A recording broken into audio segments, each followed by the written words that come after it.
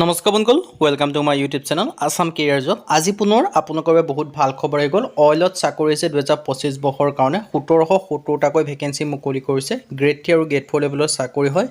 নতুনকৈ চাকৰি হৈছে 10 পাছ 12 পাছ গ্ৰেজুৱেশ্যন সকলোৱে ভেকেঞ্চিখিনিৰ কাৰণে আবেদনসমূহ কৰি ল'ব পাৰিব কেনেদৰে আবেদনসমূহ কৰিব পাৰিব কোনটো পদৰ ক্ষেত্ৰত কিমানকৈ এজ ক্ৰাইটেৰিয়া কোৱালিফিকেশ্যন বা সিলেকশ্যন প্ৰচিডিউৰ কি হয় এই সকলোখিনি কথা এই ভিডিঅ' যোগে আলোচনা কৰা হ'ব যদি ভিডিঅ'টো ভাল পায় ভিডিঅ' লাইক কৰিব পাৰে লগতে চেনেলটো ছাবস্ক্ৰাইব কৰি দিব পাৰে এনেকুৱা ধৰণৰ ভিডিঅ'সমূহ প্ৰতিদিনে পাই থাকিব পাৰে আৰু আমাৰ হোৱাটছআপ চেনেল ভিডিঅ' ডেছক্ৰিপশ্যনত দিয়া আছে তাত গৈ আপোনালোকে ফ'ল'টো কৰি ল'ব পাৰিব তেতিয়া আপোনালোকে ডেইলি জবৰ আপডেটসমূহ পাই থাকিব পাৰিব আৰু ভিডিঅ'টো যিমান পাৰে সিমান বন্ধুৰ মাজত শ্বেয়াৰ কৰি দিয়ক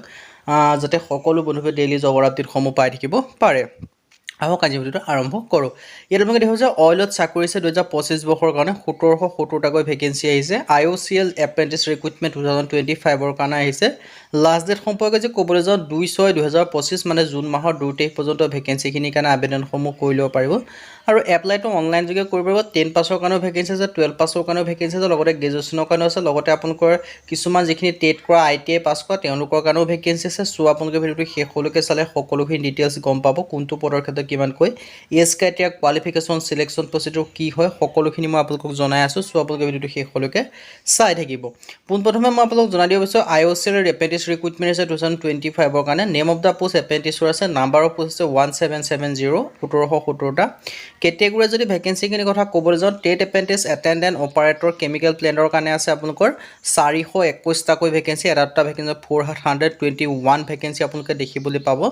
নেক্সট যিটো ভেকেঞ্চি আছে এইটো হৈছে ট্ৰেড এপ্ৰেণ্টিছ ফিটাৰ ডিচিপ্লিনৰ ক্ষেত্ৰত মেকানিকেলৰ আছে 208 ভেকেঞ্চি 208টাকৈ আপোনালোকে ভেকেঞ্চি দেখিবলৈ পাব ট্ৰেড এপ্ৰেণ্টিছ বইলাৰ ডিচিপ্লিনৰ মেকানিকৰ ক্ষেত্ৰত আছে আপোনালোকৰ 76 ভেকেঞ্চি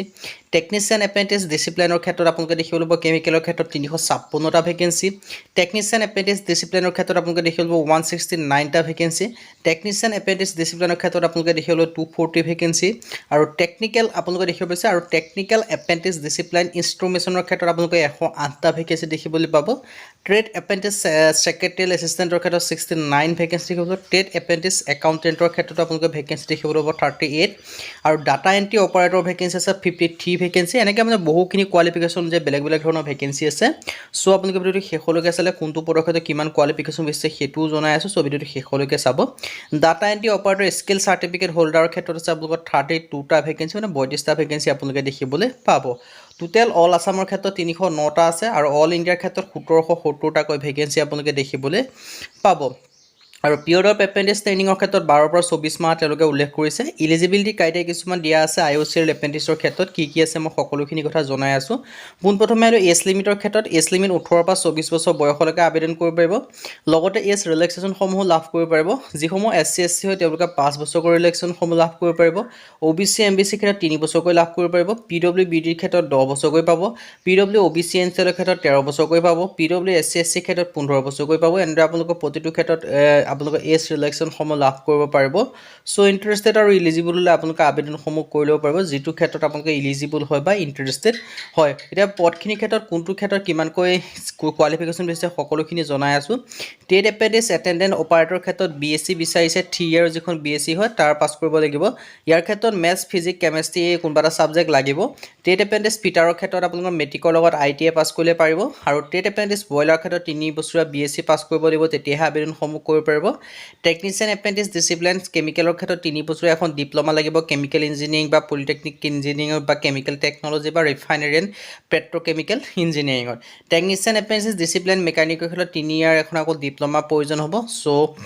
ইণ্টাৰেষ্টেড হ'লে আবেদনসমূহ কৰি ল'ব যদি কোৱালিফিকেশ্যনটো মিলিছে টেকনিচিয়ান এপ্ৰেণ্টিছ ডিচিপ্লিনৰ ক্ষেত্ৰত ইলেক্ট্ৰিকেলৰ ক্ষেত্ৰত 3 বছৰীয়া এখন ডিপ্ল'মা লাগিব ইলেক্ট্ৰিকেলৰ ক্ষেত্ৰত টেকনিচিয়ান এপ্ৰেণ্টিছ ডিচিপ্লিন ইনষ্ট্ৰুমেশ্যনৰ ক্ষেত্ৰত 3 বছৰীয়া এখন ডিপ্ল'মা প্ৰয়োজন হ'ব চ' ইণ্টাৰেষ্টেড আৰু ইলিজিবল হ'লে আবেদনসমূহ কৰিব পাৰিব